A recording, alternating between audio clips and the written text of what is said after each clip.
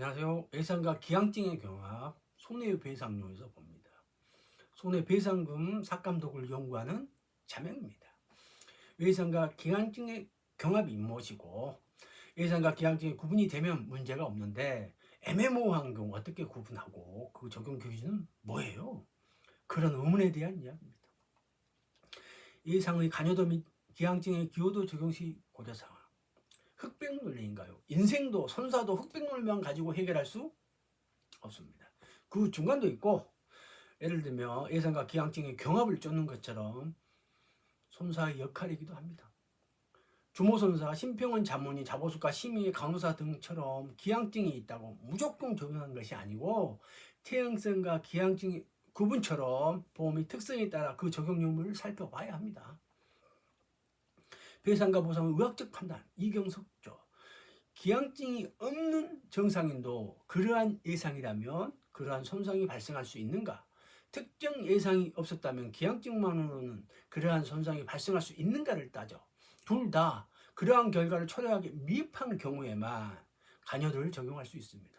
사례의 경우는 염자, S코드, 추가반 탈주 중 M코드이니까 애매모호하니까 기항증, 예상과 기항증의 경합 적용률을 따질 수 있는 겁니다. 예상이 100%인 경우, 예상만으로 충분히 그러한 손상이 만들 수 있는 경우, 그런 경우에는 기항증에 관계없이 예상 100% 책임져야 한다고 할 것입니다. 기항증이 재해사고 발생과 무관한 경우, 예상과 기항증의 경합 적용은 불가합니다. 예를 들면 그렇죠.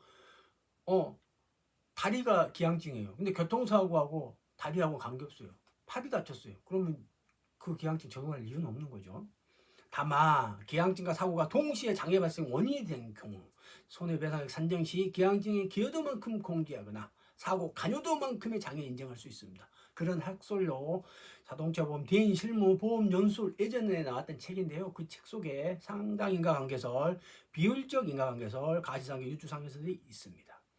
가실상계 유추 적용설은 기항증 비율만큼 피해자의 손해배상금을 삭감합니다. 일종의 가시상가처럼 한다는 거죠.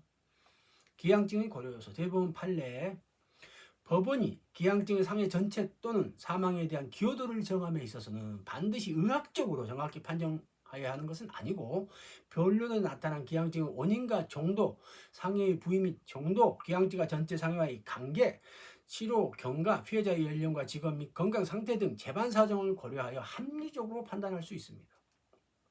자명선사의 의견 동판례에서는 사고 발생과 관련한 앞에 1, 2에서 그리고 교통사고와 인사사고 연결고리인 차대차 사고 유형, 물리력, 정달, 손상 상태, 차량 견적 등 그리고 탑승자 온도 역학, 척추수의 손상 기전, 무과실 책임지에서의 책임 제한 등에 대한 구체적인 언급이 없어 아쉬운 부분이 있습니다.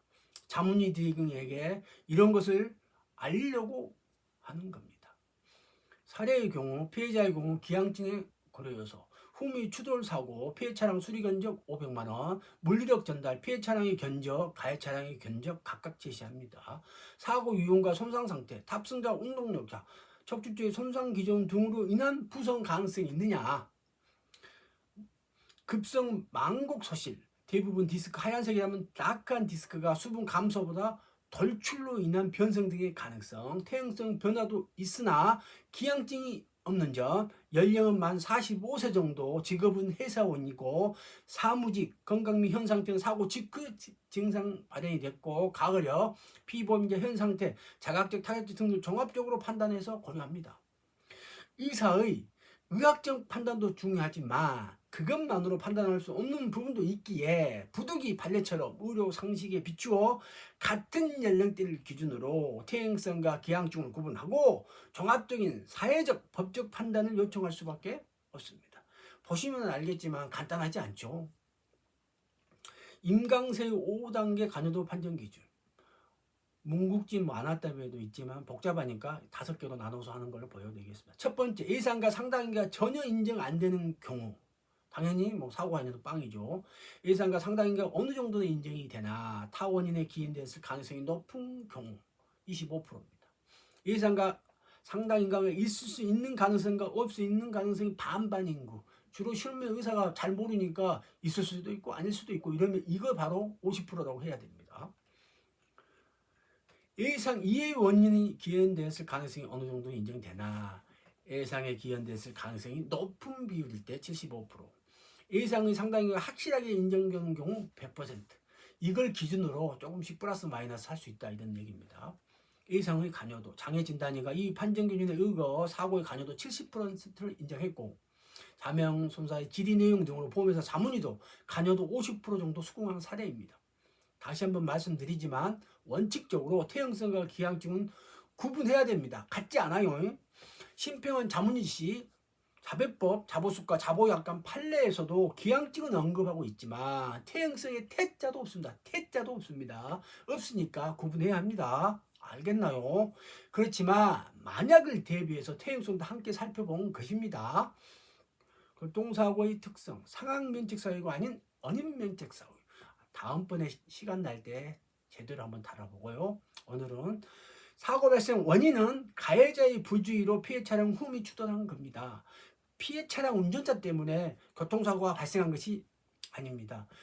그 피해 운전자의 허리 때문에 교통사고가 발생한 것이 아니며 그 허리의 퇴행성 기항증 때문에 교통사고가 발생한 것이 아님이 명백합니다.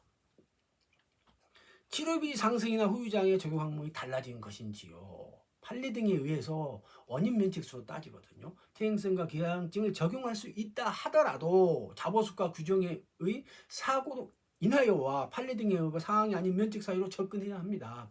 퇴행성 기항증 때문에 근본 교통사고가 발생한 것인지 아니죠. 퇴행성 기항증 때문에 치료기간 연장된 것이 보통 치료 연장 안 됩니다. 디스크 치료 치료비 상승 이런 효과가 없어요.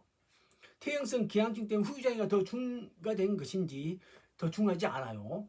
퇴행성 기항증 때문에 후유장애 적용 항목이 달라진 것인지, 예를 들면 디스크 항목 적용 항목이 더 높은 거, 또 다른 항목이 적용된 건지 보통은 안 합니다. 등을 기준으로 해서 판단을 하고, 다시 말하면 원인 면책상 인과관계가 있고 사고 발생을 유발했고 이런 걸 꼭 따지셔야 됩니다. 의사 선생님들이 이런 걸 전혀 언급 않고 전혀 따지지 않기 때문에 자명선사가 그걸 들고 나와서 알려드리는 거예요. 제발 당신의 의학적인 소견 그거 하나만으로는 안 된다. 이런 것도 좀 참고해달라. 그런 뜻입니다. 이상은 손해배상에서 외상과 기항증에 관한 이야기였습니다. 감사합니다.